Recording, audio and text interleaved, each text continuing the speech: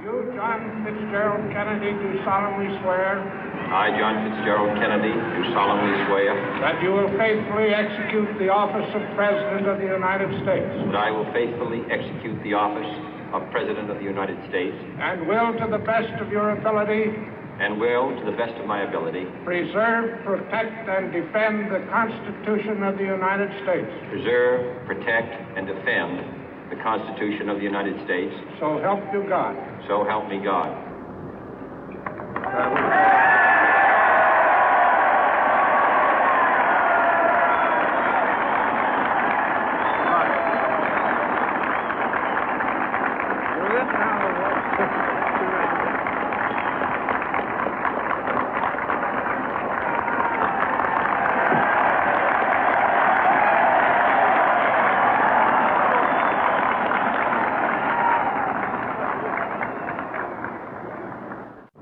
Vice President Johnson, Mr. Speaker, Mr. Chief Justice, President Eisenhower, Vice President Nixon, President Truman, Reverend clergy, fellow citizens. We observe today not a victory of party, but a celebration of freedom, symbolizing an end as well as a beginning, signifying renewal as well as change. For I have sworn before you and Almighty God the same solemn oath our forebears prescribed nearly a century and 3/4 ago. The world is very different now, for man holds in his mortal hands the power to abolish all forms of human poverty and all forms of human life. And yet the same revolutionary beliefs for which our forebears fought are still at issue around the globe. The belief that the rights of man come not from the generosity of the state, but from the hand of God. We dare not forget today that we are the heirs of that first revolution. Let the word go forth from this time and place to friend and foe alike that the torch has been passed to a new generation of Americans born in this century, tempered by war, disciplined by a hard and bitter peace, proud of our ancient heritage, and unwilling to witness or permit the slow undoing of those human rights to which this nation has always been committed and to which we are committed today at home and around the world.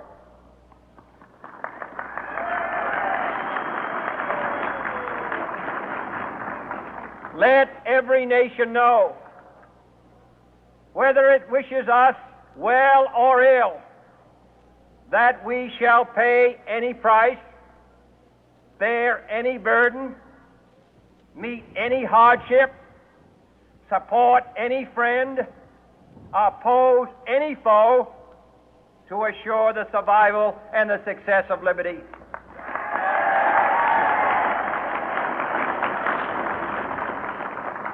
This much we pledge and more. To those old allies whose cultural and spiritual origins we share, we pledge the loyalty of faithful friends. United, there is little we cannot do in a host of cooperative ventures. Divided, there is little we can do, for we dare not meet a powerful challenge at odds and split asunder. To those new states whom we welcome to the ranks of the free, we pledge our word that one form of colonial control shall not have passed away, merely to be replaced by a far more iron tyranny. We shall not always expect to find them supporting our view, but we shall always hope to find them strongly supporting their own freedom, and to remember that in the past, those who foolishly sought power by riding the back of the tiger ended up inside.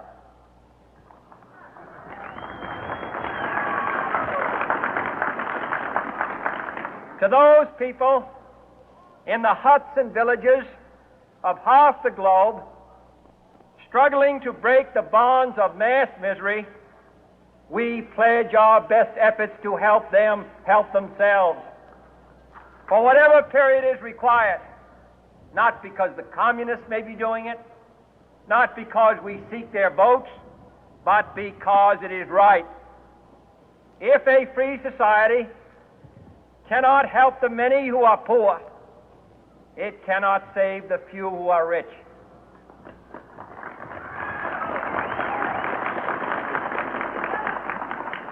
To our sister republics south of our border, we offer a special pledge to convert our good words into good deeds, in a new alliance for progress, to assist free men and free governments in casting off the chains of poverty.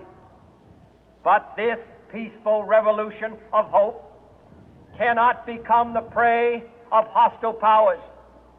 Let all our neighbors know that we shall join with them to oppose aggression or subversion anywhere in the Americas. And let every other power know that this hemisphere intends to remain the master of its own house.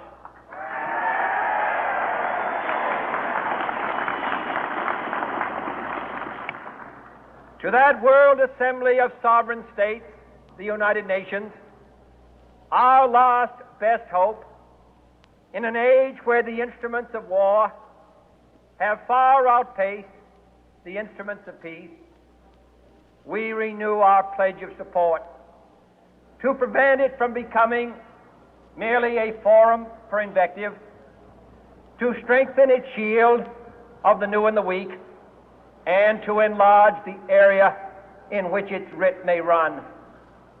Finally, to those nations who would make themselves our adversary, we offer not a pledge, but a request that both sides begin anew the quest for peace.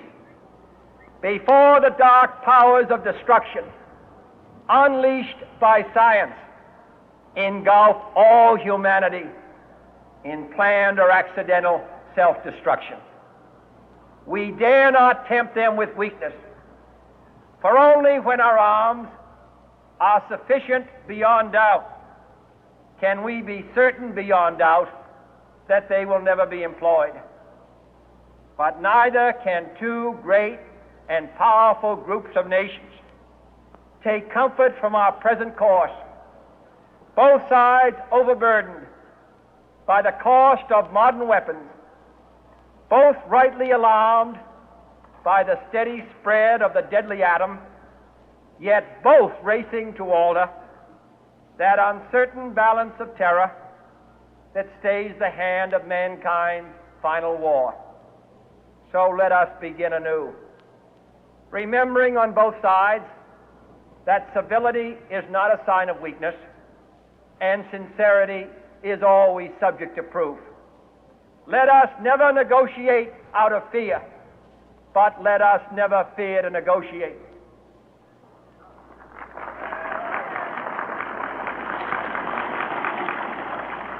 Let both sides explore what problems unite us, instead of belaboring those problems which divide us.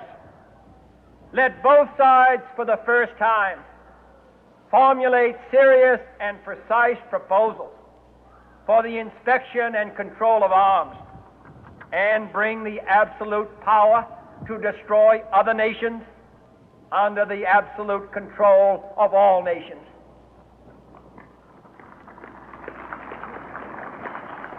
Let both sides seek to invoke the wonders of science instead of its terrors.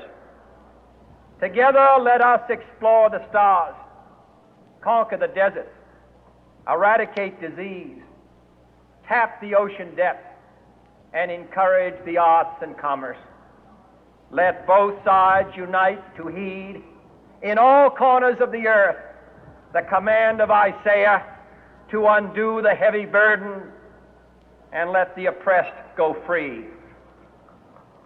And if a beachhead of cooperation may push back the jungle of suspicion, let both sides join in creating a new endeavor, not a new balance of power, but a new world of law, where the strong are just and the weak secure and the peace preserved.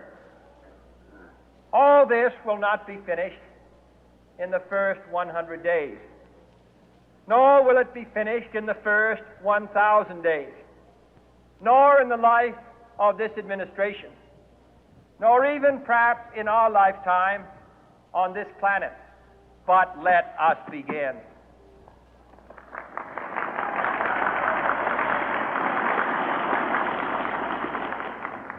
In your hands, my fellow citizens, more than mine, will rest the final success or failure of our course.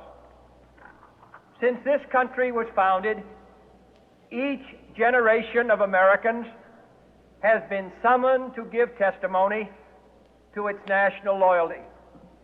The graves of young Americans who answered the call to service surround the globe.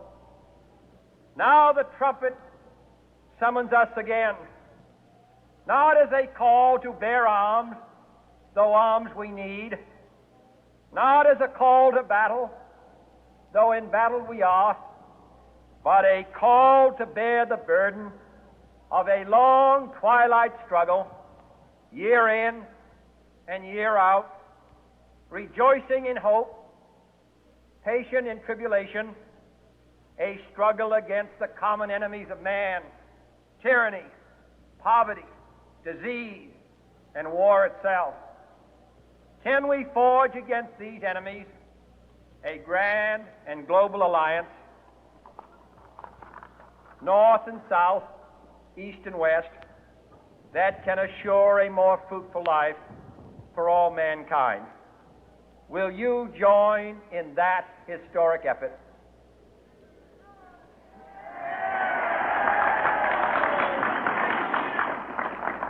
In the long history of the world, only a few generations have been granted the role of defending freedom in its hour of maximum danger. I do not shrink from this responsibility. I welcome it.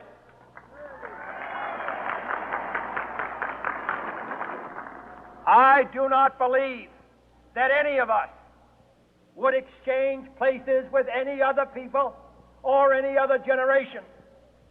The energy, the faith, the devotion which we bring to this endeavor will light our country and all who serve it.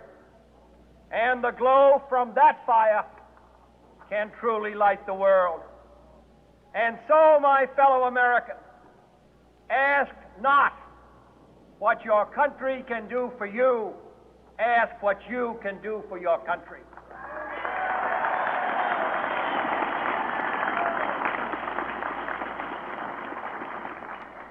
My fellow citizens of the world, ask not what America will do for you, but what together we can do for the freedom of man.